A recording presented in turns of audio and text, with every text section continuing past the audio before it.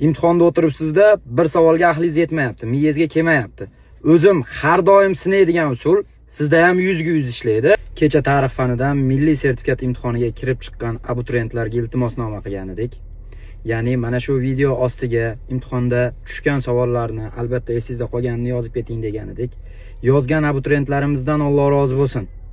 Ilohim sertifikatlari eng kamida A yoki A+ darajalar chiqishini Alloh ularga nasib qilsin.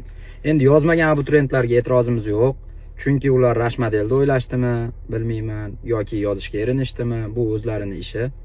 Bugun Xudo xohlasa, avvalambor Xudo imtihonga kiradigan abituriyentlarga omad tilayman. Barchalar ilohim o'zingizlar bilgan savollar tushib, hamma savollarga 100% javob bering, ilohim. O'zimda sinalgan bir usulda aytaman sizlar uchun.